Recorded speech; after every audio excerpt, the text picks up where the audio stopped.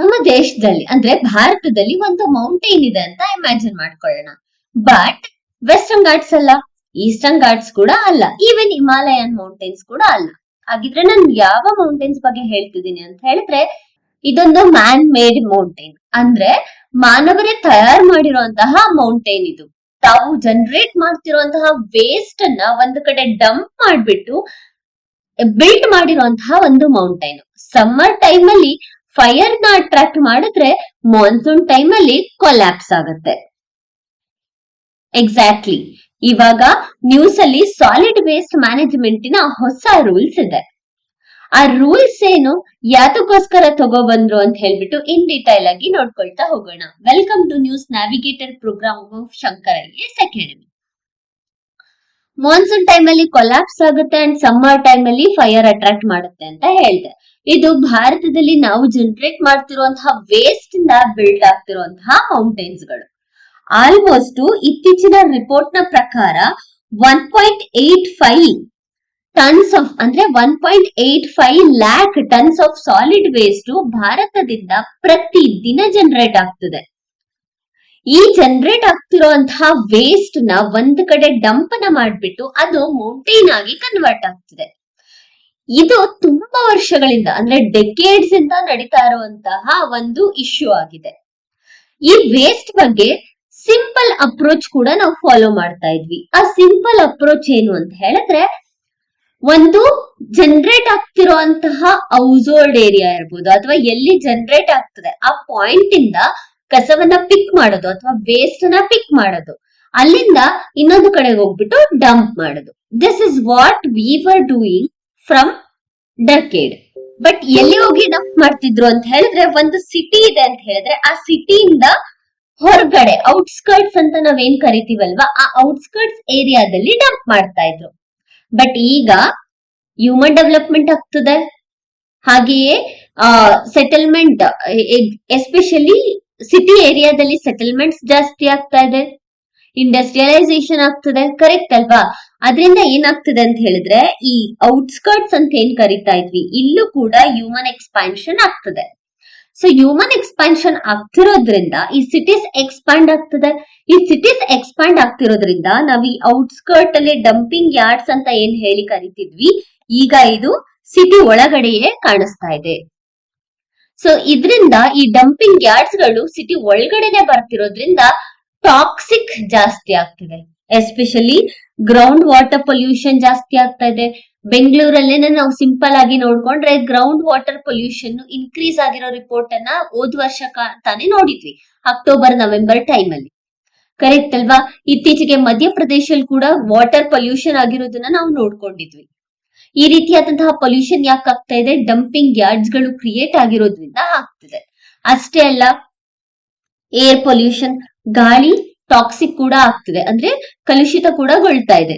Next, ಕಸವನ್ನ correct ಆಗಿ maintain ಮಾಡ್ಬೇಕಾಗಿರುವಂತಹ municipalities ಗಳು bank corrupt ಆಗ್ತಿದೆ. ಅಂದ್ರೆ ಪ್ರಾಪರ್ ಇನ್ಫ್ರಾಸ್ಟ್ರಕ್ಚರ್ ಸಿಗ್ತಾ ಇಲ್ಲ, ಕರೆಕ್ಟ್ ಅಲ್ವಾ? ಬಿಕಾಸ್ ಅರ್ಬನ್ ಲೋಕಲ್ ಬಾಡೀಸ್ ಅಂತ ಏನ್ ಹೇಳಿ ಕರಿತೀವಿ, ಇದೇ ಮೇನ್ ರೆಸ್ಪಾನ್ಸಿಬಿಲಿಟಿ ಇರತ್ತೆ. ಇದಕ್ಕೆ ಪ್ರಾಪರ್ ಆಗಿರುವಂತಹ ಫಿನಾನ್ಷಿಯಲ್ ಸಪೋರ್ಟ್ ಸಿಗ್ತಾ ಇಲ್ಲ, ಅವ್ರಿಗೆ ಬೇಕಾಗಿರುವಂತಹ ಬಜೆಟ್ ಅಲೋಕೇಶನ್ ಆಗ್ತಾ ಇಲ್ಲ, ಸೆಗ್ರಿಗೇಷನ್ ಮಾಡ್ಲಿಕ್ಕೋಸ್ಕರ, ಕಲೆಕ್ಷನ್ ಮಾಡ್ಲಿಕ್ಕೋಸ್ಕರ, ಅಂಡ್ ಬೇಕಾಗಿರುವಂತಹ ಸೈಟ್ ಗಳು ಸಿಗ್ತಾ ಇಲ್ಲ, ಪ್ರಾಪರ್ ಇಕ್ವಿಪ್ಮೆಂಟ್ಸ್ ಇಲ್ಲ.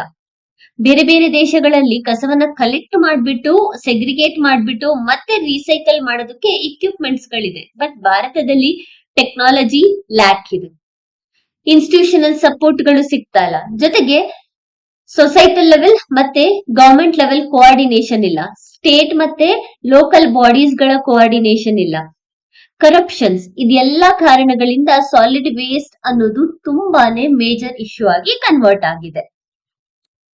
ಸಾಲಿಡ್ ವೇಸ್ಟ್ ಅನ್ನೋದು ಬರೀ ಎನ್ವಿರಾನ್ಮೆಂಟಲ್ ಕ್ರೈಸಿಸ್ ಮಾತ್ರ ಅಲ್ಲ, ಇದನ್ನ ಮ್ಯಾಸಿವ್ ಅರ್ಬನ್ ಗವರ್ನೆನ್ಸ್ ಫೇಲ್ಯೂರ್ ಅಂತಾನೆ ಕರಿಬಹುದಾಗತ್ತೆ. ಯಾಕೆ ಇದನ್ನ ಗವರ್ನೆನ್ಸ್ ಫೇಲ್ಯೂರ್ ಅಂತ ಹೇಳ್ಬೋದು ಅಂತ ಹೇಳಿದ್ರೆ, ಒಂದು ಪಾಲಿಸಿಯನ್ನ, ಈಗ ನಾವು ಎಕ್ಸಾಂಪಲ್ ಸ್ವಚ್ಛ ಭಾರತ್ ಮಿಷನ್ ತಗೊಂಡ್ರೆ ಅದನ್ನ ಇಂಪ್ಲಿಮೆಂಟ್ ಮಾಡೋದು ಯಾರು? ಗವರ್ಮೆಂಟ್ ಅಲ್ಲ. ಸೊ ಯಾವಾಗ ಅವರು ಪ್ರಾಪರ್ ಆಗಿ ಇಂಪ್ಲಿಮೆಂಟೇಶನ್ ಮಾಡಲ್ಲ, ಆಗ ಗವರ್ನೆನ್ಸ್ ಪ್ರಾಬ್ಲಮ್ ಕ್ರಿಯೇಟ್ ಆಗತ್ತೆ. ಸೊ ಇದನ್ನ ಮ್ಯಾಸಿವ್ ಗವರ್ನೆನ್ಸ್ ಪ್ರಾಬ್ಲಮ್ ಅಂತಾನೆ ನಾವು ಕರಿಬಹುದಾಗತ್ತೆ.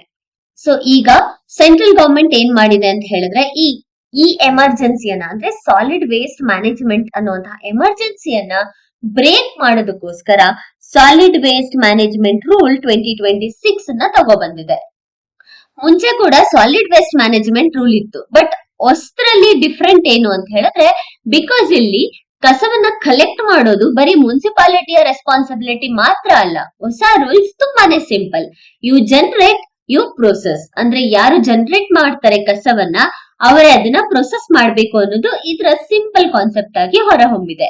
ಅಂದ್ರೆ ಇದರಲ್ಲಿ ಸೊಸೈಟಲ್ ಇನ್ವಾಲ್ವ್ಮೆಂಟ್ ಕೂಡ ಇದೆ. ಅದಕ್ಕೋಸ್ಕರ ಹೊಸ ಸಾಲಿಡ್ ವೇಸ್ಟ್ ಮ್ಯಾನೇಜ್ಮೆಂಟ್ ಈ ಗವರ್ನೆನ್ಸ್ ಗ್ಯಾಪ್ ಏನಾಗ್ತದೆ ಅಲ್ವಾ, ಅದನ್ನ ಫುಲ್ಫಿಲ್ ಮಾಡೋದಕ್ಕೆ ಹೆಲ್ಪ್ ಆಗುತ್ತೆ ಅಂತಾನೆ ಹೇಳ್ಬೋದಾಗತ್ತೆ. ಈ ಪರ್ಟಿಕ್ಯುಲರ್ ಕಾನ್ಸೆಪ್ಟ್ ಅನ್ನ ನಾವ್ ಯಾವ ಸಬ್ಜೆಕ್ಟ್ ಅಲ್ಲಿ ನೋಡ್ಕೋಬಹುದು, UPSC ಗೆ ರಿಲೇಟ್ ಮಾಡಿದ್ರೆ ಯಾವ ಸಬ್ಜೆಕ್ಟ್ ಅಂಡರ್ ಅಲ್ಲಿ ನೋಡ್ಕೊಬಹುದು ಅಂತ ಹೇಳಿದ್ರೆ, ಪರ್ಟಿಕ್ಯುಲರ್ಲಿ ಇದನ್ನ GS paper 1, GS paper 2 and GS paper 3 ಅಲ್ಲಿ ನೋಡ್ಕೋಬಹುದು. 3 ಅಲ್ಲಿ ನಮಗ್ ಗೊತ್ತಿದೆ ಎನ್ವಿರಾನ್ಮೆಂಟ್ ಅಂಡರ್ ಅಲ್ಲಿ ನೋಡ್ಕೊಳ್ಬಹುದು ಅಂತ. ಎನ್ವಿರಾನ್ಮೆಂಟ್ ಅಂಡರ್ ಅಲ್ಲಿ ಪೊಲ್ಯೂಷನ್ ಅನ್ನುವಂತಹ ಕಾನ್ಸೆಪ್ಟ್ ಇದೆ. Pollution, degradation and conservation under ಅಲ್ಲಿ ಈ ಒಂದು ಕಾನ್ಸೆಪ್ಟ್ ಅನ್ನ ನೋಡ್ಕೋಬಹುದಾಗತ್ತೆ. ಇನ್ನ GS ಪೇಪರ್ 2 ಅಲ್ಲಿ ಪಾಲಿಸೀಸ್, ಗವರ್ನೆನ್ಸ್ ಅಂತ ಇದೆ, ಅರ್ಬನ್ ಲೋಕಲ್ ಬಾಡೀಸ್ ಅಂತ ಇದೆ, and coordination between the state and the local bodies ಇದರಲ್ಲಿ ನೋಡ್ಕೊಳ್ಬಹುದಾಗತ್ತೆ. ಇನ್ನ GS ಪೇಪರ್ 1 ನಲ್ಲಿ ಇರುವಂತಹ ಅರ್ಬನೈಸೇಷನ್ ಅಂಡರ್ ಅಲ್ಲಿ ಇದನ್ನ ನೋಡ್ಕೋಬಹುದು. ಅರ್ಬನೈಸೇಷನ್ ಅಂಡರ್ ಅಲ್ಲಿ ನಾವು ನೋಡ್ಕೊಂಡ್ರೆ ಹೇಗೆ solid waste management issue create ಆಗ್ತದೆ ಅಲ್ವಾ, ಡೆವಲಪ್ಮೆಂಟಲ್ ಆಕ್ಟಿವಿಟೀಸ್ ಇಂದ, ಅದನ್ನ GS ಪೇಪರ್ 1 ನಲ್ಲಿ ನಾವು ನೋಡ್ಬೋದಾಗತ್ತೆ. ಸೊ ಈ ಪರ್ಟಿಕ್ಯುಲರ್ ಸಿಂಪಲ್ ಕಾನ್ಸೆಪ್ಟ್ ಅನ್ನ ಪೇಪರ್ 1, ಪೇಪರ್ 2 ಅಂಡ್ ಪೇಪರ್ 3 ಅಡಿಯಲ್ಲಿ ನೋಡಬಹುದಾಗತ್ತೆ ಅನ್ನೋದು ನಮಗೆ ಗೊತ್ತಾಯ್ತು. ಸೊ ಈಗ why new solid waste management rule? Recent estimation ನ ಪ್ರಕಾರ almost every day 1.5 lakh tons of solid waste generate ಆಗ್ತಿದೆ ಭಾರತದಲ್ಲಿ. ಇದರಲ್ಲಿ ನಿಯರ್ಲಿ ಎಷ್ಟು ಗೊತ್ತಾ, 30-40% ಆಫ್ ದ ಸಾಲಿಡ್ ವೇಸ್ಟ್ ಏನಿದೆ ಇದು ಬಲ್ಕ್ ಜನರೇಟರ್ ಇಂದ ಬರ್ತಿರೋದು. ಸೊ ಬಲ್ಕ್ ಜನರೇಟರ್ ಅಂತ ಹೇಳಿದ್ರೆ ಯಾರ್ಯಾರು ಅಂತ ಹೇಳಿದ್ರೆ, ಒಂದು ರೆಸಿಡೆನ್ಷಿಯಲ್ ಸೊಸೈಟಿಯಿಂದ ಕೂಡ ನಮ್ಗೆ ಬಲ್ಕ್ ಸಾಲಿಡ್ ವೇಸ್ಟ್ ಜನರೇಟ್ ಆಗ್ತದೆ. ಜೊತೆಗೆ ಕಮರ್ಷಿಯಲ್ ಕಾಂಪ್ಲೆಕ್ಸಸ್, ಜೊತೆಗೆ government organisation or government institutions, constructional activities, ಹೀಗೆ ಬೇರೆ ಬೇರೆ ಜಾಗಗಳಿಂದ ಬಲ್ಕ್ ಸಾಲಿಡ್ ವೇಸ್ಟ್ ಜನರೇಟ್ ಆಗ್ತಿರೋದನ್ನ ನಾವು ನೋಡಬಹುದಾಗತ್ತೆ. ಹಿಂದೆ ನಮ್ಗೆ ಸ್ವಚ್ಛ ಭಾರತ್ ಮಿಷನ್ ಅರ್ಬನ್ ಅನ್ನೋದನ್ನ ಕೇಳಿರ್ತೀವಿ. So this was the very successful movement which was happened. Swachh Bharat mission urban. So ಇದರಿಂದ ಏನಾಗ್ತಾ ಇತ್ತು ಅಂತ ಹೇಳಿದ್ರೆ, ಜನಗಳಿಗೆ ಅವೇರ್ನೆಸ್ ಕೂಡ ಆಗ್ತಿತ್ತು. ಜೊತೆಗೆ ಲೋಕಲ್ ಬಾಡೀಸ್ ಗಳೇನಾಗ್ತಿತ್ತು, ಅದು ಸೊಸೈಟಲ್ ಅಪ್ರೂವಲ್ ಅಥವಾ ಸೊಸೈಟಲ್ ಜೊತೆ ಸೇರ್ಬಿಟ್ಟು ಕೋಆರ್ಡಿನೇಷನ್ ಅಲ್ಲಿ ಕಲೆಕ್ಟ್ ಮಾಡ್ತಾ ಇದ್ರು. ಇದೊಂದು ಬೆಸ್ಟ್ ಫ್ಲಾಗ್ಶಿಪ್ ಪ್ರೋಗ್ರಾಮ್ ಅಂತಾನೆ ಕರಿಬಹುದಾಗತ್ತೆ. ಇದು ಪ್ರೋಗ್ರಾಮ್ ಚೆನ್ನಾಗಿ ಕೂಡ ರನ್ ಆಯ್ತು. ಬಟ್ ಇದ್ರಲ್ಲಿ ಪ್ರಾಬ್ಲಮ್ ಏನಾಯ್ತು ಅಂತ ಹೇಳಿದ್ರೆ, ಡೋರ್ ಟು ಡೋರ್ ಕಲೆಕ್ಷನ್ ಮತ್ತೆ ಸೆಗ್ರಿಗೇಷನ್ ಪ್ರಾಬ್ಲಮ್ ಆಯ್ತು. ಅಂದ್ರೆ ರೋಡ್ ಸೈಡ್ ಅಲ್ಲೆಲ್ಲ ಇರುವಂತಹ ಕಸವನ್ನ ಅಥವಾ ಏರಿಯಾವನ್ನ ಕ್ಲೀನ್ ಮಾಡುವಂತಹ ಸ್ಟೆಪ್ ಅನ್ನ ತಗೊಂಡ್ರು ಹೊರತು, ಇದ್ರಲ್ಲಿ ಡೋರ್ ಟು ಡೋರ್ ಕಲೆಕ್ಷನ್ ಮತ್ತೆ ಸೆಗ್ರಿಗೇಷನ್ ಇದೆರಡರ ಪ್ರಾಬ್ಲಮ್ ಆಗ್ಬಿಟ್ಟು ಸ್ವಚ್ಛ ಭಾರತ್ ಮಿಷನ್ ಒಂದು ಡ್ರಾಬ್ಯಾಕ್ ಅನ್ನ ನಾವು ನೋಡ್ಬೋದಾಗುತ್ತೆ ಸ್ವಚ್ಛ ಭಾರತ್ ಮಿಷನ್ ಅಲ್ಲಿ. ಸೊ ನಾವ್ let's look at the evolution of solid waste management in India. Solid waste management ಇಂಡಿಯಾದಲ್ಲಿ ಯಾವ ರೀತಿ ಇವಾಲ್ವ್ ಆಯ್ತು ಅನ್ನೋದನ್ನ ನೋಡ್ಕೊಳ್ಳೋಣ. ಹೊಸ ರೂಲ್ಸ್ ನ ನೋಡೋ ಮುಂಚೆ we need to understand why previous laws were failed. Correct ಅಲ್ವಾ? ಅದಕ್ಕೋಸ್ಕರನೇ ನಮ್ಗೆ ಈ ಒಂದು ಎವಲ್ಯೂಷನ್ ತುಂಬಾ ಇಂಪಾರ್ಟೆಂಟ್ ಆಗತ್ತೆ. ಮುಂಚೆ ಸಾಲಿಡ್ ವೇಸ್ಟ್ ಮ್ಯಾನೇಜ್ಮೆಂಟ್ ಏನಿದೆ ಇದನ್ನ ಯಾರು ಹ್ಯಾಂಡಲ್ ಮಾಡ್ತಾ ಇದ್ರು ಅಂತ ಹೇಳಿದ್ರೆ, ಎನ್ವಿರಾನ್ಮೆಂಟಲ್ ಪ್ರೊಟೆಕ್ಷನ್ ಆಕ್ಟ್. ಸೊ ನಾವ್ ಇದನ್ನ GS ಪೇಪರ್ 3 ಅಂಡರ್ ಅಲ್ಲಿ ನೋಡ್ಕೊಳ್ತೀವಿ. ಎನ್ವಿರಾನ್ಮೆಂಟಲ್ ಪ್ರೊಟೆಕ್ಷನ್ ಆಕ್ಟ್ 1986 ನ ಅಂಡರ್ ಅಲ್ಲಿ ಸಾಲಿಡ್ ವೇಸ್ಟ್ ಅನ್ನ ಮ್ಯಾನೇಜ್ ಮಾಡ್ತಾ ಇರ್ತಾರೆ. ನೆಕ್ಸ್ಟ್ 2016 ಸಾಲಿಡ್ ವೇಸ್ಟ್ ಮ್ಯಾನೇಜ್ಮೆಂಟ್ ಅನ್ನ ಎನ್ವಿರಾನ್ಮೆಂಟಲ್ ಪ್ರೊಟೆಕ್ಷನ್ ಆಕ್ಟ್ 1986 ಅಂಡರ್ ಅಲ್ಲಿ ಹ್ಯಾಂಡಲ್ ಮಾಡ್ತಿದ್ದಾಗ ಕೆಲವೊಂದು ಪ್ರಾಬ್ಲಮ್ಸ್ ಗಳು ಕ್ರಿಯೇಟ್ ಆಗುತ್ತೆ. ಬಿಕಾಸ್ ಎನ್ವಿರಾನ್ಮೆಂಟ್ ರಿಲೇಟೆಡ್ ತುಂಬಾ ಪ್ರಾಬ್ಲಮ್ ಇದೆ. ಎಕಾಲಜಿಕಲ್ ಸೆನ್ಸಿಟಿವ್ ಏರಿಯಾಸ್ ನ ಮಿಸ್ಯೂಸ್ ಮಾಡ್ಕೊಳ್ತಾ ಇರ್ತಾರೆ. ಜೊತೆಗೆ ಗಂಗಾ ರಿವರ್ ಪೊಲ್ಯೂಷನ್ ಆಗ್ತಾ ಇರುತ್ತೆ. ಈ ರೀತಿಯಾದಂತಹ ಮೇಜರ್ ಪ್ರಾಬ್ಲಮ್ಸ್ ಬಂದಾಗ 2016 ಅಲ್ಲಿ ಸಾಲಿಡ್ ವೇಸ್ಟ್ ಮ್ಯಾನೇಜ್ಮೆಂಟ್ಗೋಸ್ಕರ ಹೊಸದಾದಂತಹ ರೂಲ್ಸ್ ಅನ್ನ ತಗೊಂಡ್ಬರ್ತಾರೆ. ಸೊ ಇದೊಂದು land fill centric disposal scientific waste management plan ಅಂತಾನೆ ಹೇಳ್ಬೋದಾಗತ್ತೆ. ಅಂದ್ರೆ ಲ್ಯಾಂಡ್ ಫಿಲ್ ಮಾಡ್ತೀವಲ್ವಾ, ಅದನ್ನ ಸೈಂಟಿಫಿಕಲಿ ಯೂಸ್ ಮಾಡ್ಬಿಟ್ಟು ಸೈಂಟಿಫಿಕಲಿ ಡಿಗ್ರೇಡೇಷನ್ ಮಾಡ್ಬೇಕು ಅನ್ನೋದು ಇದರ ಮೇನ್ ಕಾನ್ಸೆಪ್ಟ್. ಬಿಕಾಸ್ ಈ ಎನ್ವಿರಾನ್ಮೆಂಟಲ್ ಪ್ರೊಟೆಕ್ಷನ್ ಆಕ್ಟ್ ಅಂಡರ್ ಅಲ್ಲಿ ಮಾಡುವಾಗ ಜಸ್ಟ್ ಕಸವನ್ನ ಕಲೆಕ್ಟ್ ಮಾಡಿ ಒಂದ್ ಕಡೆ ಡಂಪ್ ಮಾಡ್ತಾ ಇದ್ರು. ಇಲ್ಲಿ ಯಾವುದೇ ರೀತಿಯಾದಂತಹ ಸೈಂಟಿಫಿಕ್ ಮೆಥಡಾಲಜಿಯನ್ನ ಯೂಸ್ ಮಾಡ್ತಿರ್ಲಿಲ್ಲ. ಬಟ್ ಈಗ 2016ರಲ್ಲಿ ತಂದಂತಹ ರೂಲ್ಸ್ ಏನ್ ಮಾಡತ್ತೆ, ಒಂದು ಸೈಂಟಿಫಿಕ್ ಮೆಥಡಾಲಜಿ ಸೆಂಟ್ರಿಕ್ ಪ್ರಪೋಸಲ್ ನ ತಗೊಂಡ್ಬರತ್ತೆ. ಇದಕ್ಕೆ ಸಾಲಿಡ್ ವೇಸ್ಟ್ ಮ್ಯಾನೇಜ್ಮೆಂಟ್ ರೂಲ್ 2016 ಹೊಸದಾಗಿ ಕಾಣಿಸ್ಕೊಳ್ಳುತ್ತೆ. ಇದರಲ್ಲಿ ಮೇನ್ ಇಂಟೆನ್ಷನ್ ಏನು ಅಂತ ಹೇಳಿದ್ರೆ ಕಲೆಕ್ಷನ್, ಸೆಗ್ರಿಗೇಷನ್, ಜೊತೆಗೆ ವೇಸ್ಟ್ ಟು ರಿಸೋರ್ಸಸ್, ವೇಸ್ಟ್ ನ ಹೇಗೆ ರಿಸೋರ್ಸಸ್ ಆಗಿ ಕನ್ವರ್ಟ್ ಮಾಡಬಹುದು ಅನ್ನುವಂತಹ ಕಾನ್ಸೆಪ್ಟ್ ಅನ್ನ ಈ ಹೊಸ ಕಾನ್ಸೆಪ್ಟ್ ಅಂಡರ್ ಅಲ್ಲಿ ತರಲಾಗುತ್ತೆ. ಇದರ ಕೀ ಫೀಚರ್ ಏನು, 2016ರಲ್ಲಿ ಸಾಲಿಡ್ ವೇಸ್ಟ್ ಮ್ಯಾನೇಜ್ಮೆಂಟ್ ರೂಲ್ ನ ತರ್ತೀವಲ್ವಾ, ಅದರ ಕೀ ಫೀಚರ್ ಏನು ಅಂತ ಹೇಳಿದ್ರೆ, ಒಂದು ಮೊದಲನೇದಾಗಿ ಸೋರ್ಸ್, ಯಾರು ಜನರೇಟ್ ಮಾಡ್ತಿರ್ತಾರೆ ಕಸವನ್ನ, ಅವರು ಮ್ಯಾಂಡೇಟರಿ ಆಗಿ ಆ ಕಸವನ್ನ ಸೆಗ್ರಿಗೇಟ್ ಮಾಡ್ಬೇಕು. ಅಂದ್ರೆ ವೆಟ್ ವೇಸ್ಟ್, ಡ್ರೈ ವೇಸ್ಟ್ ಹಾಗೂ ಅಜಾರ್ಡಸ್ ವೇಸ್ಟ್, ಇ ವೇಸ್ಟ್, ಹೀಗೆ ಬೇರೆ ಬೇರೆ ಕಸಗಳ ಅಂದ್ರೆ ಬೇರೆ ಬೇರೆ ವೆರೈಟೀಸ್ ಗಳನ್ನ ಸೆಗ್ರಿಗೇಟ್ ಮಾಡ್ಬೇಕು. It is mandatory. ಯಾರು ಮಾಡ್ಬೇಕು ಇದನ್ನ, ಯಾರು ಜನರೇಟ್ ಮಾಡ್ತಾರೆ ಅವರು ಮಾಡ್ಬೇಕಾಗತ್ತೆ. ನಂತರ ಕಲೆಕ್ಷನ್ ಹಾಗೂ ಪ್ರೊಸೆಸ್ ನ ರೆಸ್ಪಾನ್ಸಿಬಿಲಿಟಿಯನ್ನ ಅರ್ಬನ್ ಲೋಕಲ್ ಬಾಡೀಸ್ಗೆ ಕೊಡ್ಲಾಗತ್ತೆ. ಸೊ ಮ್ಯಾಂಡೇಟರಿ ಆಗಿ ಸೆಗ್ರಿಗೇಟ್ ಮಾಡೋದು ಯಾರು, ಹೌಸ್ ಹೋಲ್ಡ್ಸ್, ಯಾರು ಜನರೇಟ್ ಮಾಡ್ತಾರೆ ಅವರು. ಬಟ್ ಕಲೆಕ್ಷನ್ ಮಾಡೋದು ಹಾಗೆಯೇ ಪ್ರೊಸೆಸಿಂಗ್ ಮಾಡೋದು ಇದ್ಯಾರ ಜವಾಬ್ದಾರಿ, ಅರ್ಬನ್ ಲೋಕಲ್ ಬಾಡೀಸ್ ನ ಜವಾಬ್ದಾರಿ. Which is nothing but urban local bodies ಗಳು ಅಂದ್ರೆ ಲೋಕಲ್ ಗವರ್ಮೆಂಟ್ ಸೊಸೈಟಿ ಜೊತೆ ವರ್ಕ್ ಮಾಡ್ಬಿಟ್ಟು ಈ ವೇಸ್ಟ್ ನ ಮ್ಯಾನೇಜ್ ಮಾಡ್ಬೇಕು ಅನ್ನೋದು ಇದರ ಮುಖ್ಯ ಉದ್ದೇಶ. ನೆಕ್ಸ್ಟ್, ಬಲ್ಕ್ ವೇಸ್ಟ್ ಜನರೇಟರ್ಸ್ ನ ರೆಗ್ಯುಲೇಟರಿ ಅಂಡರ್ ಅಲ್ಲಿ ತರಬೇಕು. ಯಾಕೆ ಅಂತ ಹೇಳಿದ್ರೆ, ಯಾವಾಗ ಬಲ್ಕ್ ವೇಸ್ಟ್ ಜನರೇಟರ್ಸ್ ಗಳನ್ನ ಐಡೆಂಟಿಫೈ ಮಾಡ್ಬಿಟ್ಟು ಅವರನ್ನ ರೆಗ್ಯುಲೇಟ್ ಮಾಡಕ್ ಸ್ಟಾರ್ಟ್ ಮಾಡ್ತೀವಿ, ಆಗ ಇನ್ನು ಕೂಡ ವೇಸ್ಟ್ ನ ಕಲೆಕ್ಟ್ ಮಾಡಿ ಡಂಪ್ ಮಾಡೋದು ರೆಡ್ಯೂಸ್ ಆಗತ್ತೆ. ಜೊತೆಗೆ ಕಂಪೋಸ್ಟಿಂಗ್ ಆಗಿರ್ಬೋದು, ಬಯೋಮಿಥನೈಸೇಷನ್ ಆಗಿರ್ಬೋದು, ಈ ರೀತಿಯಾದಂತಹ ಪ್ರೊಸೆಸ್ ಗಳನ್ನ ಪ್ರಮೋಟ್ ಮಾಡಬೇಕು. ರೀಸೈಕ್ಲಿಂಗ್ ಆಕ್ಟಿವಿಟೀಸ್ ಗಳನ್ನ ಪ್ರಮೋಟ್ ಮಾಡೋದು ಇದರ ಮುಖ್ಯ ಉದ್ದೇಶ. ಸೊ ಇದೆಲ್ಲ ಬೆಸ್ಟ್ ಪ್ರಾಕ್ಟೀಸ್, ಬೆಸ್ಟ್ ಫೀಚರ್ಸ್ ಗಳು. ಆದ್ರೆ ಇಷ್ಟೆಲ್ಲ ಫೀಚರ್ಸ್ ಚೆನ್ನಾಗಿದ್ರು ಕೂಡ ಯಾಕೆ ಪ್ರಾಬ್ಲಮ್ ಆಯ್ತು ಅಂತ ಹೇಳಿದ್ರೆ, ಮೊದಲನೇದಾಗಿ ವೀಕ್ ಎನ್ಫೋರ್ಸ್ಮೆಂಟ್. ಫೀಚರ್ಸ್ ಇದೆ ಬಟ್ ಎಕ್ಸಿಕ್ಯೂಷನ್ ಪ್ರಾಬ್ಲಮ್ ಆಯ್ತು. Limited institutional capacity of urban local bodies, institutional capacities urban local ಬಾಡೀಸ್ಗೆ ಇಲ್ಲ. ಅಂಡ್ ಕ್ಲಿಯರ್ ಅಕೌಂಟಬಿಲಿಟಿ ಮೆಕ್ಯಾನಿಸಮ್ ಇರಲಿಲ್ಲ. ಇದರಲ್ಲಿರುವಂತಹ ಪ್ರಾವಿಷನ್ಸ್ ನ ಡೈಲ್ಯೂಟ್ ಮಾಡೋದಕ್ಕೆ ಸ್ಟಾರ್ಟ್ ಮಾಡುತ್ತವೆ.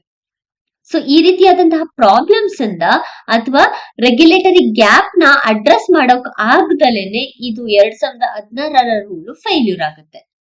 ಸೊ 2016ರ ರೂಲ್ ಫೇಲ್ಯೂರ್ ಆಗಿರುವಂತಹ ಗ್ಯಾಪ್ ನ ಫುಲ್ಫಿಲ್ ಮಾಡೋದಕ್ಕೋಸ್ಕರನೇ ನ್ಯೂ ನೋಟಿಫಿಕೇಶನ್ ತಗೊಂಡ್ಬರ್ತಾರೆ. That is solid waste management rule 2026, which replaced old decade regime.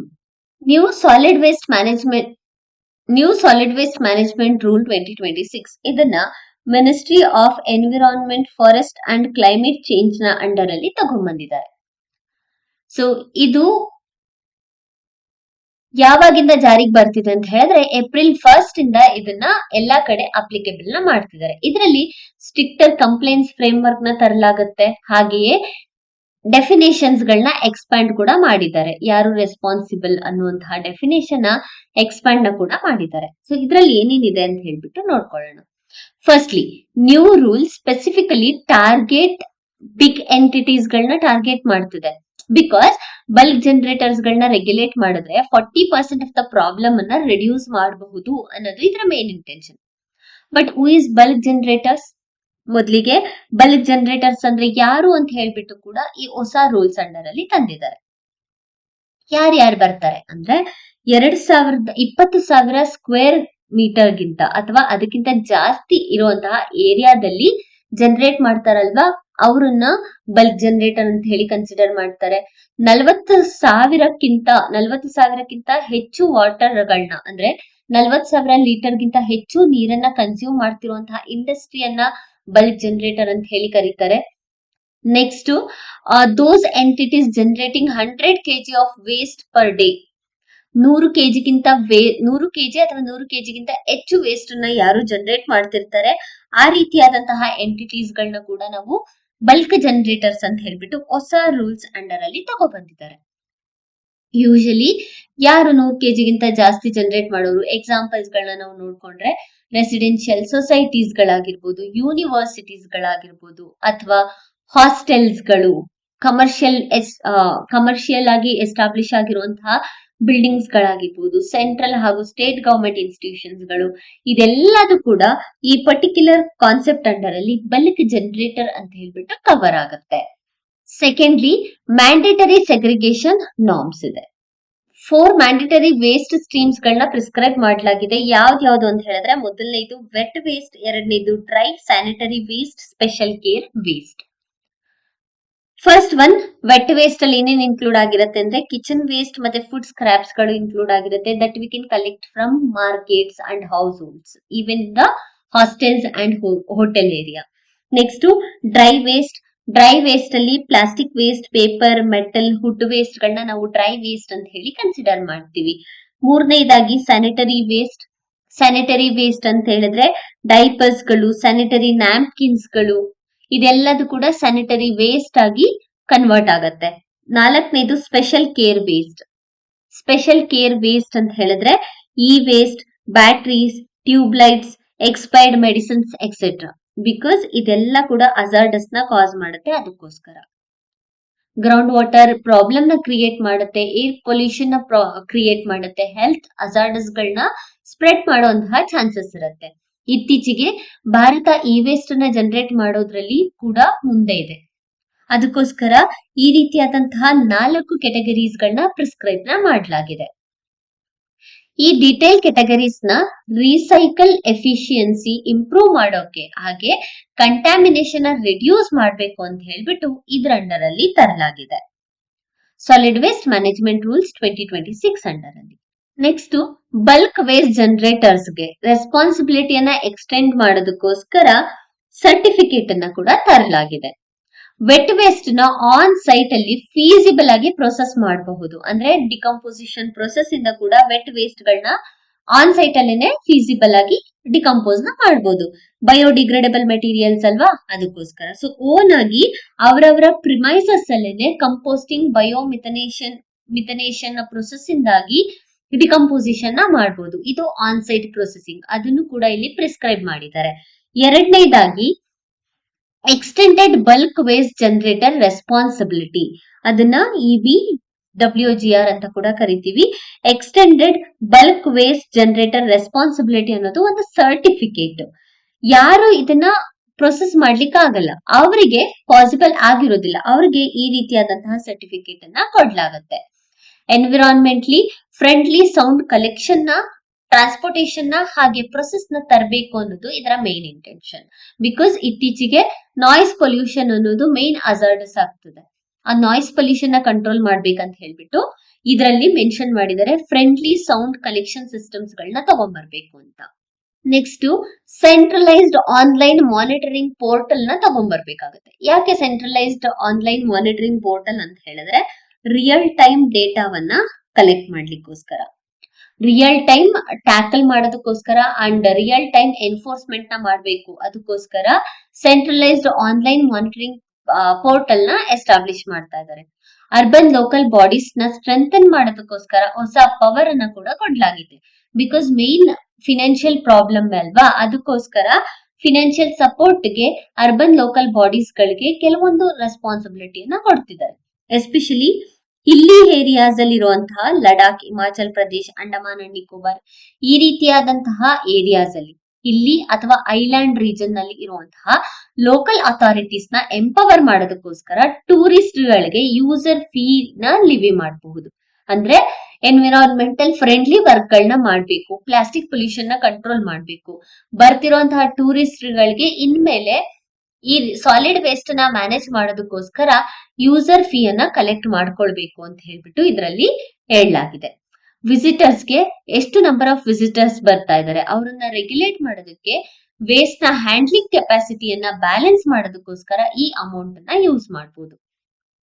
ಜೊತೆಗೆ ಎಕೊಲಾಜಿಕಲಿ ಫ್ರಾಜಿಲ್ ಏರಿಯಾ ಅಥವಾ ಎಕೊಲಾಜಿಕಲಿ ಸೆನ್ಸಿಟಿವ್ ಏರಿಯಾಸ್ ಅಂತ ಏನು ಐಡೆಂಟಿಫೈ ಮಾಡ್ಬಿಟ್ಟು ಅದನ್ನ ಪ್ರೊಟೆಕ್ಟ್ ಮಾಡೋದಕ್ಕೂ ಕೂಡ ಈ ಒಂದು ಫಿನಾನ್ಷಿಯಲ್ ಸಪೋರ್ಟ್ ಅನ್ನ ಯೂಸ್ ಮಾಡಬಹುದು. ಇದರಿಂದ ಸಸ್ಟೈನೇಬಲ್ ಟೂರಿಸಂ ನ ನಾವು promote ಮಾಡಬಹುದಾಗತ್ತೆ.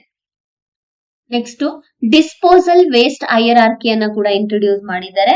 Prevention and reduction, second one reuse ಮಾಡೋದು, ಥರ್ಡ್ ಒನ್ ರೀಸೈಕಲ್, ಅದರಿಂದ ರಿಕವರಿ, ನೆಕ್ಸ್ಟ್ ಡಿಸ್ಪೋಸಲ್. ಈ ರೀತಿಯಾದಂತಹ ಹೈರಾರ್ಕಿಯನ್ನ ಡಿಸ್ಪೋಸಲ್ ಹೈರಾರ್ಕಿಯನ್ನ ಫಾಲೋ ಮಾಡಬೇಕು ಅಂತ ಹೇಳ್ಬಿಟ್ಟು ಇದರಲ್ಲಿ ಮೆನ್ಷನ್ ಮಾಡಿದ್ದಾರೆ. ನೆಕ್ಸ್ಟ್ ಹಳೆಯ ರೂಲ್ ಅಂದ್ರೆ 2016 ರೂಲ್ ಮತ್ತೆ 2026 ರೂಲ್ಗೆ ಕಂಪೇರ್ ನ ಮಾಡ್ಕೊಂಡ್ರೆ 2016 ರೂಲ್ ಬಂದ್ಬಿಟ್ಟು ಯಾವ್ದ್ರ ಮೇಲೆ ಫೋಕಸ್ ಮಾಡ್ತಿತ್ತು ಅಂದ್ರೆ ಬರೀ ಸೆಗ್ರಿಗೇಷನ್ ಮತ್ತೆ ಡಿಸೆಂಟ್ರಲೈಸೇಷನ್ ಮೇಲೆ ಮಾತ್ರ ಫೋಕಸ್ ಮಾಡ್ತಾ ಇತ್ತು. ಬಟ್ ಈಗ ಬಂದಿರುವಂತಹ ಹೊಸ 2026 ರೂಲ್ ಬಂದ್ಬಿಟ್ಟು ಸೋರ್ಸ್ ಲೆವೆಲ್ ಪ್ರೊಸೆಸಿಂಗ್ ಮತ್ತೆ ಅಕೌಂಟಬಿಲಿಟಿಯ ಮೇಲೆ ಕೂಡ ಫೋಕಸ್ ಮಾಡ್ತಾ ಇದೆ, along with the segregation and collection. Next responsibility.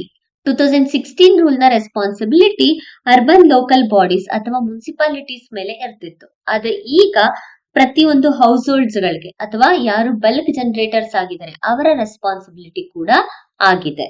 ನಂತರ ಎನ್ಫೋರ್ಸ್ಮೆಂಟ್. ಮುಂಚೆ ತುಂಬಾ ವೀಕ್ ಎನ್ಫೋರ್ಸ್ಮೆಂಟ್ ಇತ್ತು, ಬಿಕಾಸ್ ಮುನ್ಸಿಪಾಲಿಟೀಸ್ ಗಳಿಗೆ ಯಾವುದೇ ರೀತಿಯಂತಹ ಫಿನಾನ್ಷಿಯಲ್ ಸಪೋರ್ಟ್ ಸಿಗ್ತಿರ್ಲಿಲ್ಲ. ಬಟ್ ಈಗ ರಿಯಲ್ ಟೈಮ್ ಟ್ರ್ಯಾಕಿಂಗಿಗೋಸ್ಕರ ಆನ್ಲೈನ್ ಸೆಂಟ್ರಲೈಸ್ಡ್ ಆನ್ಲೈನ್ ಪ್ಲಾಟ್ಫಾರ್ಮ್ಸ್ ಗಳನ್ನ ಕೂಡ ಕ್ರಿಯೇಟ್ ಮಾಡ್ತಾ ಇದ್ದಾರೆ. ಸೆಗ್ರಿಗೇಷನ್. ಮುಂಚೆ 3 ಕ್ಯಾಟಗರಿ ಆಫ್ ಸೆಗ್ರಿಗೇಷನ್ ಇರ್ತಿತ್ತು. ಯಾವ್ದ್ಯಾವ್ದು? Vet waste, dry waste and hazardous waste. ಈಗ 4 ಕ್ಯಾಟಗರೀಸ್ ಇದೆ. Vet waste, dry waste, sanitary and special care waste ಗಳು 4 ಕ್ಯಾಟಗರೀಸ್ ನ ಮಾಡಲಾಗಿದೆ. ಮೆಕ್ಯಾನಿಸಮ್ ಜನರಲ್ ಗೈಡ್ಲೈನ್ಸ್ ಇರ್ತಿತ್ತು ಮುಂಚೆ, ಬಟ್ ಈಗ ಸರ್ಟಿಫೈಡ್ ಗೈಡ್ಲೈನ್ಸ್ ಅನ್ನ ತರಲಾಗಿದೆ. ಸೊ 2026 ರೂಲ್ಸ್ ಏನಿದೆ ಇದು ತುಂಬಾನೇ ಪ್ರಾಪರ್ ಆಗಿ ಆರ್ಗನೈಸ್ಡ್ ಆಗಿ ತಗೊಬಂದಿರುವಂತಹ ರೂಲ್ ಆಗಿದೆ. ನೆಕ್ಸ್ಟ್ 2026ರಲ್ಲಿ ತಂದಿರುವಂತಹ ಹೊಸ ರೂಲ್ಸ್ ನ ಸಿಗ್ನಿಫಿಕೆನ್ಸ್ ಅಥವಾ ಇಂಪಾರ್ಟೆನ್ಸ್ ಏನು? 2026ರ ರೂಲ್ ಅಂದ್ರೆ ವೇಸ್ಟ್ ಮ್ಯಾನೇಜ್ಮೆಂಟ್ ರೂಲ್ ಏನಿದೆ ಇದು ಬರ್ಡನ್ ನ ಶಿಫ್ಟ್ ಮಾಡ್ತಿದೆ. ಯಾರ ಬರ್ಡನ್ ನ ಶಿಫ್ಟ್ ಮಾಡ್ತಿದೆ ಅಂತ ಹೇಳಿದ್ರೆ ಅರ್ಬನ್ ಲೋಕಲ್ ಬಾಡೀಸ್ ಮೇಲೆ ಇದ್ದಂತಹ ಬರ್ಡನ್ ನ ಈವನ್ ಸೊಸೈಟೀಸ್ ಗಳ ಮೇಲೂ ಕೂಡ ಹೇರ್ತಾ ಇದೆ. ಅಂದ್ರೆ ಒಂದೇ ಒಂದು ಆರ್ಗನೈಸೇಷನ್ ಮೇಲೆ ಇದ್ದಂತಹ ರೆಸ್ಪಾನ್ಸಿಬಿಲಿಟಿಯನ್ನ ಹೌಸ್ ಹೋಲ್ಡ್ಸ್ ಗಳಿಗೆ ಅಥವಾ ಬಲ್ಕ್ ಜನರೇಟರ್ಸ್ ಗೆ ಕೂಡ ಟ್ರಾನ್ಸ್ಫರ್ ಮಾಡ್ತಿದೆ. ಎರಡನೇದಾಗಿ ಅಕೌಂಟಬಿಲಿಟಿಯನ್ನ ಇಂಪ್ರೂವ್ ಮಾಡಲಾಗ್ತಿದೆ ಹಾಗೂ ಅರ್ಬನ್ ಲೋಕಲ್ ಬಾಡೀಸ್ಗೆ ಫಿಸ್ಕಲ್ ಸ್ಟ್ರೆಸ್ ಅನ್ನ ರೆಡ್ಯೂಸ್ ಮಾಡ್ತಿದೆ. ಫೀ ಕಲೆಕ್ಷನ್ ಮಾಡೋದ್ರಲ್ಲಾಗಿರ್ಬೋದು ಅಥವಾ ಸ್ಟೇಟ್ ಗವರ್ಮೆಂಟ್ ಇಂದ ಲೋಕಲ್ ಗವರ್ಮೆಂಟ್ ಗೆ ಫಂಡ್ ಅನ್ನ ಟ್ರಾನ್ಸ್ಫರ್ ಮಾಡೋದಾಗಿರ್ಬೋದು, ಈ ರೀತಿಯಾದಂತಹ ವರ್ಕ್ ಇಂದ ಅವ್ರಿಗೆ ಫಿಸ್ಕಲ್ ಬರ್ಡನ್ ಅನ್ನ ಕಂಟ್ರೋಲ್ ಮಾಡೋದಕ್ಕೆ ಹೆಲ್ಪ್ ಆಗ್ತದೆ. ಅರ್ಬನ್ ವೇಸ್ಟ್ ಜನರೇಟರ್ಸ್ ನ ಡೈರೆಕ್ಟ್ ಆಗಿ ಟಾರ್ಗೆಟ್ ಮಾಡೋದ್ರಿಂದ ವೇಸ್ಟ್ ನ ಕಂಟ್ರೋಲ್ ಮಾಡೋದು ಅಥವಾ ವೇಸ್ಟ್ ನ ಹ್ಯಾಂಡಲ್ ಮಾಡೋದು ಅಷ್ಟು ಪ್ರಾಬ್ಲಮ್ ಆಗೋದಿಲ್ಲ. ಸೊ ಅದ್ರ ಜೊತೆಗೆ ಇಲ್ಲಿ ಸರ್ಟಿಫಿಕೇಟ್ ಅನ್ನ ತಗೊಂಡ್ ಬರ್ತಾ ಇದ್ದಾರೆ, ಆನ್ಲೈನ್ ಪೋರ್ಟಲ್ ನ ಕೂಡ ಇಂಟ್ರೊಡ್ಯೂಸ್ ಮಾಡ್ತಿದ್ದಾರೆ. ಇದರಿಂದ ಪ್ರಾಪರ್ ಆಗಿ ವೇಸ್ಟ್ ಯಾವ ತರ ಮ್ಯಾನೇಜ್ ಆಗ್ತದೆ ಅನ್ನೋದನ್ನ ಟ್ರ್ಯಾಕ್ ಮಾಡಬಹುದು. ಜೊತೆಗೆ ಕಸಗಳನ್ನ ತಗೊಂಡೋಗ್ಬಿಟ್ಟು ರಿವರ್ ಅಲ್ಲಿ ಹಾಕೋದಾಗಿರ್ಬೋದು ಅಥವಾ ಬಾರ್ಡರ್ಸ್ ಅಲ್ಲಿ ಹಾಕೋದಾಗಿರ್ಬೋದು, ಇದನ್ನ ಕಂಟ್ರೋಲ್ ಮಾಡೋದಕ್ಕೆ ಹೆಲ್ಪ್ ಆಗುತ್ತೆ. ಇದರಿಂದ ವಾಟರ್ ಪೊಲ್ಯೂಷನ್ ಕೂಡ ರೆಡ್ಯೂಸ್ ಆಗುತ್ತೆ ಅಂಡ್ ಬೇರೆ ಸ್ಟೇಟ್ ಮತ್ತೆ ಇಂಟ್ರಾ ಸ್ಟೇಟ್ ಪ್ರಾಬ್ಲಮ್ಸ್ ಗಳು ಕೂಡ ಅವಾಯ್ಡ್ ಆಗುತ್ತೆ. ಇದು ಇಂಪಾರ್ಟೆನ್ಸ್ ಈಗ ಹೊಸ ರೂಲ್ಸ್ ಅಲ್ಲಿ ತಂದಿರೋದ್ರಲ್ಲಿ. ನೆಕ್ಸ್ಟ್ ಇದನ್ನ ಇಂಪ್ಲಿಮೆಂಟ್ ಮಾಡೋದಕ್ಕೆ ಕೆಲವೊಂದು ಚಾಲೆಂಜಸ್ ಇದೆ. ಏನದು ಚಾಲೆಂಜಸ್ ಅಂದ್ರೆ ಮೊದಲನೇದಾಗಿ ಇಂಪ್ಲಿಮೆಂಟೇಷನ್ ಗ್ಯಾಪ್. ಆಬ್ವಿಯಸ್ಲಿ ಸೊಸೈಟಿಯನ್ನ ನಾವು ಇನ್ವಾಲ್ವ್ ಮಾಡ್ಕೋತಾ ಇದೀವಿ. ರೆಸಿಡೆನ್ಷಿಯಲ್ ಸೊಸೈಟಿಗೆ ಟೆಕ್ನಿಕಲ್ ನಾಲೆಡ್ಜ್ ಇರೋದಿಲ್ಲ ಅಥವಾ ಟೆಕ್ನಿಕಲ್ ಎಕ್ಸ್ಪರ್ಟೈಸ್ ಅಂತ ಆಗಿರೋದಿಲ್ಲ. ಸೊ ಕಸವನ್ನ ಯಾವ ರೀತಿಯಲ್ಲಿ ಹ್ಯಾಂಡಲ್ ಮಾಡ್ಬೇಕು ಅನ್ನೋದು ಪ್ರಾಪರ್ ಆಗಿ ಗೊತ್ತಿರೋದಿಲ್ಲ. ಸೊ ಕಂಪೋಸ್ಟಿಂಗ್ ಗೆ ಬೇಕಾಗಿರುವಂತಹ ಸ್ಪೇಸ್ ಪ್ರಾಬ್ಲಮ್ ಕೂಡ ಇದರಿಂದ ಕ್ರಿಯೇಟ್ ಆಗುತ್ತೆ. ಎರಡನೇದಾಗಿ ಕರಪ್ಷನ್. ಸರ್ಟಿಫಿಕೇಟ್ ನ ಪ್ರೊವೈಡ್ ಮಾಡ್ತಿದೀವಿ, extended bulk waste generator responsibility ಅನ್ನುವಂತಹ certificate. This certificate system could lead to fake certification if not properly monitored by digitally. Correct ಅಲ್ವಾ? ಫೇಕ್ ಸರ್ಟಿಫಿಕೇಟ್ ಅನ್ನ ಕೂಡ ತಗೊಳ್ಳುವಂತಹ ಚಾನ್ಸಸ್ ಇರುತ್ತೆ. ಮೂರನೇದಾಗಿ ಬಿಹೇವಿಯರಲ್ ಚೇಂಜ್. 4 ಲೆವೆಲ್ ಕೆಟಗರೀಸ್ಗೆ ಮ್ಯಾಸಿವ್ ಪಬ್ಲಿಕ್ ಅವೇರ್ನೆಸ್ ನ ತರಬೇಕಾಗುತ್ತೆ. And also without citizen cooperation ಇಲ್ಲಿ ಯಾವುದೇ ರೀತಿಯಾದಂತಹ ರೂಲ್ಸ್ ನ ಮ್ಯಾನೇಜ್ ಮಾಡಕ್ ಆಗಲ್ಲ. ಸೊ ಇದು ಕೊಲ್ಯಾಪ್ಸ್ ಆಗುವಂತಹ ಚಾನ್ಸಸ್ ಇರುತ್ತೆ. ಸೊ ಏನ್ ಮಾಡ್ಬೇಕು ಅಂತ ಹೇಳಿದ್ರೆ, ಒಂದು ಸಿಟಿಸನ್ ಟ್ರೈನಿಂಗ್ ಅನ್ನ ತಗೊಂಡ್ ಬರ್ಬೇಕಾಗತ್ತೆ, ಅವೇರ್ನೆಸ್ ನ ಸ್ಪ್ರೆಡ್ ಮಾಡ್ಬೇಕು. ಅದಕ್ಕೋಸ್ಕರ ಪಂಚಾಯತ್ ಹಾಗೂ ಮುನ್ಸಿಪಾಲಿಟಿ ಅಲ್ಲಿರುವಂತಹ ಎಂಪ್ಲಾಯೀಸ್ ಗೆ ಟ್ರೈನಿಂಗ್ ಅನ್ನ ಕೊಡ್ಬೇಕು. ಇನ್ಸ್ಟಿಟ್ಯೂಷನಲ್ ಪ್ರಾಬ್ಲಮ್ಸ್ ಇದೆ, ಇನ್ಸ್ಟಿಟ್ಯೂಷನಲ್ ಪ್ರಾಬ್ಲಮ್ಸ್ ಗಳನ್ನ ಬ್ಯಾಲೆನ್ಸ್ ಮಾಡಬೇಕು. ಫಿನಾನ್ಷಿಯಲ್ ಬರ್ಡನ್ ನ ರಿಡ್ಯೂಸ್ ಮಾಡಬೇಕು. ಇನ್ನು ಕೂಡ ಹೆಚ್ಚಿನ ಸ್ಟಾಫ್ ಗಳನ್ನ ಹೈಯರ್ ಮಾಡಬೇಕು. ಈ ರೀತಿಯಾದಂತಹ ಸ್ಟೆಪ್ಸ್ ಗಳನ್ನ ತಗೊಂಡ್ಬಂದ್ರೆ ಈ ಚಾಲೆಂಜಸ್ ಅನ್ನ ಈಸಿಯಾಗಿ ಹ್ಯಾಂಡಲ್ ಮಾಡಬಹುದು. ಸೊ ಇದಿಷ್ಟು ನಮ್ಗೆ ಈಗ ತಂದಿರುವಂತಹ ಹೊಸ ರೂಲ್ಸ್ ನ ಬಗ್ಗೆ. ಈಗ MCQ ನ ನೋಡ್ಕೊಂಡ್ರೆ, ಅಂದ್ರೆ ಪ್ರಿಲಿಮ್ಸ್ ಅಲ್ಲಿ ಯಾವ ರೀತಿಯಾಗಿ ಕೇಳ್ತಾರೆ ಅಂತ ನಾವು ನೋಡ್ಕೊಂಡ್ರೆ, consider the following statement regarding solid waste management rule 2026. It mandates source level processing for all bulk waste generator. Second one, local bodies in Illi region are empowered to levy waste management fee on tourists. Correct. Next, the new rule are notified under the National Green Tribunal Act 2010. ಇದು wrong. So ಸರಿಯಾದ ಉತ್ತರ ಬಂದ್ಬಿಟ್ಟು option A 1 and 2. Because national green tribunal under ಅಲ್ಲಿ ನಾವು ತಗೊಬಂದಿರೋದಲ್ಲ ಅಥವಾ notify ಕೂಡ ಮಾಡಿರೋದಲ್ಲ, direct ಆಗಿ ministry of environment, forest and climate change under ಅಲ್ಲಿ ನೋಟಿಫೈನ ಮಾಡಿರೋದು. ಅಂಡ್ ಇಲ್ಲಿ ಸೋರ್ಸ್ ಲೆವೆಲ್ ಪ್ರೊಸೆಸಿಂಗ್ ನ ಮ್ಯಾಂಡೇಟರಿ ಮಾಡಿದ್ದಾರೆ ಎಲ್ಲಾ ಬಲ್ಕ್ ಜನರೇಟರ್ಸ್. ಅದಕ್ಕೋಸ್ಕರನೇ ಸೊಸೈಟೀಸು ಅಥವಾ hostels, commercial building, state government, central government ಅಂತ ತುಂಬಾ ಬಾಡಿಗಳನ್ನ ನೋಡಿದ್ವಿ. ಎಲ್ಲಾ ಬಲ್ಕ್ ವೇಸ್ಟ್ ಜನರೇಟರ್ಸ್ ಇದರಲ್ಲಿ ಇನ್ವಾಲ್ವ್ ಆಗಿದ್ದಾರೆ. ನೆಕ್ಸ್ಟ್ ಇದನ್ನ ಮೇನ್ಸ್ ಅಲ್ಲಿ ಯಾವ ರೀತಿಯಾಗಿ ಕೇಳಬಹುದು ಅಂದ್ರೆ, the transition from a landfill centric approach. Landfill centric approach ಅಂದ್ರೆ ಯಾವುದು? 2016 rule to source level processing is critical for India's urban future. Analyze the significance of solid waste management rule 2026 in the context and highlight the challenges in implementation. ಇಲ್ಲಿ ನೋಡಿದ್ರೆ ಇದು challenges, ಇದನ್ನ use ಮಾಡಬೇಕು. ಜೊತೆಗೆ significance ಆದ್ಮೇಲೆ challenges ಬರೆದ್ಮೇಲೆ next ಇದ್ರಲ್ಲಿ way forward ನ ಬರೆಯೋದು ಮ್ಯಾಂಡೇಟರಿ. ಯಾಕೆ ಅಂತ ಹೇಳಿದ್ರೆ, ಪ್ರಾಬ್ಲಮ್ಸ್ ನ ಬರೀತಿದೀವಿ ಅಂತ ಹೇಳಿದ್ರೆ ಅದಕ್ಕೆ ಸೊಲ್ಯೂಷನ್ ನ ಬರೀಬೇಕು. ಅದಕ್ಕೋಸ್ಕರ ವೇ ಫಾರ್ವರ್ಡ್ ಅನ್ನ ಯೂಸ್ ಮಾಡಿ. ವಿತೌಟ್ ವೇ ಫಾರ್ವರ್ಡ್ ಇದನ್ನ ಎಂಡ್ ಮಾಡ್ಲಿಕ್ಕೆ ಆಗಲ್ಲ. ಸೊ ಇದಿಷ್ಟು ಹೊಸ ರೂಲ್ಸ್ ಬಗ್ಗೆ. ಸೊ ಹೊಸ ರೂಲ್ಸ್ ಯಾಕೆ, ಹೇಗೆ ಎವಾಲ್ವ್ ಆಯ್ತು, ಅಂಡ್ ಆಲ್ಸೋ ಅದರ ಫೀಚರ್ಸ್ ಏನೇನಿದೆ, ಯಾರ್ಯಾರು ರೆಸ್ಪಾನ್ಸಿಬಲ್ಸ್, 2016 ಮತ್ತೆ 2026 ಗೆ ಇರುವಂತಹ ಡಿಫ್ರೆನ್ಸ್ ಏನೇನು, ಚಾಲೆಂಜಸ್ ಏನೇನು, ಇದಿಷ್ಟನ್ನು ಕೂಡ ಡಿಸ್ಕಸ್ ಮಾಡಿದ್ವಿ. ಇದೇ ರೀತಿಯಾದಂತಹ ಹೆಚ್ಚಿನ ವಿಡಿಯೋಸ್ಗಾಗಿ ನಮ್ಮ ಚಾನೆಲ್ ನ ಶೇರ್ ಮಾಡಿ ಮತ್ತೆ ಸಬ್ಸ್ಕ್ರೈಬ್ ಮಾಡಿ. Thank you for watching.